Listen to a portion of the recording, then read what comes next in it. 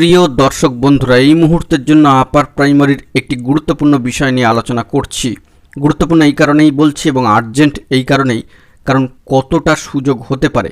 সর্বোচ্চ ন্যায়ালয় সুপ্রিম কোর্টের একটি সাম্প্রতিক রায় কিন্তু উঠে এসেছে এবং তাকে কেন্দ্র করেই উঠে আসছে ধামাকা নিউজ আপডেট। অবশ্যই রিলেট এই আর্জেন্ট তথ্য ভিডিওতে সবটা আলোচনা করছি। ভিডিওটিকে শেষ পর্যন্ত ওয়াচ করবেন, চ্যানেলটিকে এখনই সাবস্ক্রাইব করে নিয়ে সঙ্গে থাকবেন। চলুন একদম কথাবার্তা না বাড়িয়ে মূল টপিকে ফোকাস করে সম্পূর্ণ বিষয়টিকে একটু জেনে নেওয়ার চেষ্টা করি। অত্যন্ত গুরুত্বপূর্ণ আর্জেন্ট খবর, সিট আপডেটে রুল 8(3)B চাবিকাঠি কি এই কোর্ট অর্ডারটি হতে পারে।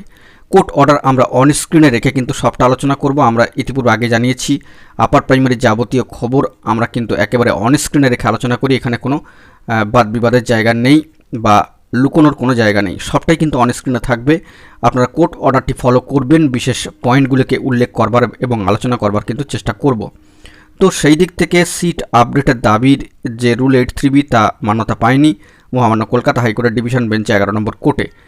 বিভিন্ন ক্ষেত্রে মামলা কিন্তু হয়েছে, এসএলপি কিছু কিছু ক্ষেত্রে সেগুলো খারিজ হয়েছে, কিন্তু এখানে বলা প্রয়োজন যে সিট আপডেট সম্পর্কিত দাবি রুল 8(3)B-কে নিয়ে অধিক পরিমাণে যে ভূমিকা পালন তা দেখা গিয়েছিল ইন্টারভিউ বঞ্চিত আপার প্রাইমারি চাকরিপ্রার্থী বৃন্দদের, এবং সেই পরিপ্রেক্ষিতকে সামনে রেখেই এবং দাবি মান্যতা না পাওয়ায় তারা কিন্তু মহামান্য কলকাতা হাইকোর্টের ডিভিশন বেঞ্চের যে অর্ডার এসেছিল তারই এগেনস্টে কিন্তু সর্বোচ্চ ন্যায়ালয় সুপ্রিম কোর্টে এসএলপি দাখিল হয়েছে 30/9/2024 তারিখে Nur Islam versus the state of West Bengal. তো সেক্ষেত্রে ডায়েরি নম্বর এসছে, এসএলপি নম্বর এখনও পর্যন্ত আসেনি, টেন্টেটিভ শিডিউলও কিন্তু এখনও পর্যন্ত আসেনি। এই মামলা আগামী 10 তারিখের পরবর্তী ক্ষেত্রে নাড়াচাড়া করা হতে পারে বা এই মামলাটি ওঠানোর ক্ষেত্রে একটা গুরুত্বপূর্ণ ভূমিকা লক্ষ্য করা যেতে পারে। তো এক্ষেত্রে এই মামলা থেকে কতটা সুযোগ আসতে পারে, এবং অন্যদিকে সর্বোচ্চ ন্যায়ালয় সুপ্রিম কোর্টের সাম্প্রতিক সময়ের একটি কোর্ট অর্ডার যেখানে কার্যত যে বিষয়টি উল্লেখিত হচ্ছে যে সরকারি চাকরির পরীক্ষার বা নিয়োগের প্রক্রিয়ার ক্ষেত্রে মাঝপথে কিন্তু কোনো বিধি বদল করা যাবে না বা নিয়মকানুন কিন্তু চেঞ্জ করা যাবে না। তো সেই দিক থেকে আমরা চলে যাব সরাসরি অন স্ক্রিনে। কোর্ট অর্ডারে বিধি নিয়ম এই প্রসেস চলাকালীন সময়ে সম্পন্ন করার বা ওলটপালট করবার কিন্তু কোনো জায়গা নেই। ওই প্রসিডিওর শুরু হবে বিজ্ঞপ্তি দিয়ে, শূন্যপদ পূরণ হলেই বিজ্ঞপ্তি যে দেওয়া হয়েছিল সেটা কিন্তু কমপ্লিট হবে। সেখানে মাঝপথে বিধি নিয়মে কোনো পরিবর্তন করা যাবে না। আমরা কোর্ট অর্ডারের চলে যাব এবং সেখান থেকে অন স্ক্রিনে যাবতীয় বিষয়টিকে দেখব।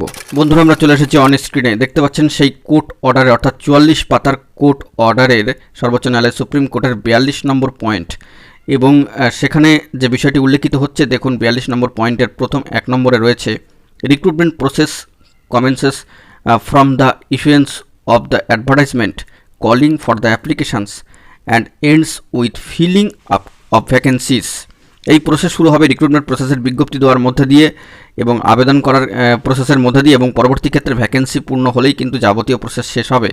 দ্বিতীয় যে বিষয়টা উল্লেখিত হচ্ছে 42 নম্বর পয়েন্টেরই, eligibility criteria for being placed in the select list notified at the commencement of the recruitment process cannot be changed midway through the recruitment process unless the extant rules so permit or the advertisement। তো বিষয়টা লক্ষ্য করবেন যে এক্ষেত্রে কিন্তু article 14 কথা উল্লেখিত হয়েছে এবং পরবর্তী ক্ষেত্রে কোর্ট অর্ডারে আরও কয়েকটা পেজ লক্ষ্য করলে কিন্তু বোঝা যাবে আর্টিকেল 16 কথাও এখানে বলবার কথা বলা হচ্ছে।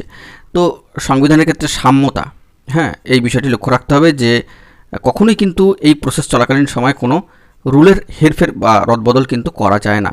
তো সেক্ষেত্রে আবার লক্ষ্য রাখতে হবে যে সিট আপডেটের ক্ষেত্রে 2016 upper primary Kolkata gazette rule 8(3)B কতটা লঙ্ঘিত হয়েছে, সেখানে সাম্যের অধিকার কতটা লঙ্ঘিত হয়েছে, এই বিষয়গুলো লক্ষ্য রাখতে হবে।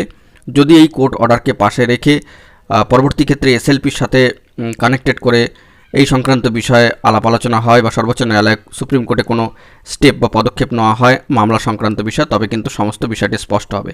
তো ইন্টারভিউ বঞ্চিত আপার প্রাইমারি চাকরিপ্রার্থী বৃন্দদের এসএলপিতে সিট আপডেটের দাবির পাশাপাশি ব্রিফে আর কী বা ড্রাফটে আর কী বিষয় উল্লেখিত হয়েছে সমস্ত বিষয়গুলি সামনে এলেই কিন্তু সম্পূর্ণ বিষয়টি স্পষ্ট হবে।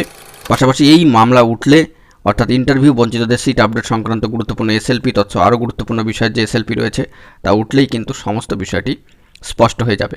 আপাতত এই কোর্ট অর্ডার কতটা চাবিকাঠি হতে পারে সিট আপডেটের ক্ষেত্রে রুল 8(3)B কে মান্যতা দেওয়ানোর ক্ষেত্রে সাম্যের অধিকার লঙ্ঘিত হচ্ছে সেই বিষয়গুলোকে যদি সামনে রাখা হয়, সেই দিক থেকে এই বিষয়গুলো এখন আলোচ্য হয়ে উঠল। সর্বোচ্চ ন্যায়ালয় সুপ্রিম কোর্টের এই রায় কিন্তু অত্যন্ত ঐতিহাসিক। পরবর্তী ক্ষেত্রে এই বিষয়ে কী আপডেট উঠে আসবে এবং সিট আপডেট সংক্রান্ত বিষয়ে ইন্টারভিউ বঞ্চিতদের এসএলপি উঠলে কি স্ট্যাটাস উঠে আসবে সেটাও কিন্তু এখন দেখার বিষয়। সব দিকে আমরা চোখ কান খোলার চেষ্টা করে তথ্য জোগাড় করবার জন্য চেষ্টা করছি। জরুরি তথ্য পেলে সবটাই কিন্তু সবার আগে সবার প্রথমে প্রোভাইড করব। এখন এই পর্যন্তই। গুরুত্বপূর্ণ আপডেটগুলি পাওয়ার জন্য চ্যানেলটিকে এখনই সাবস্ক্রাইব করে নিয়ে সঙ্গে থাকুন। ধন্যবাদ।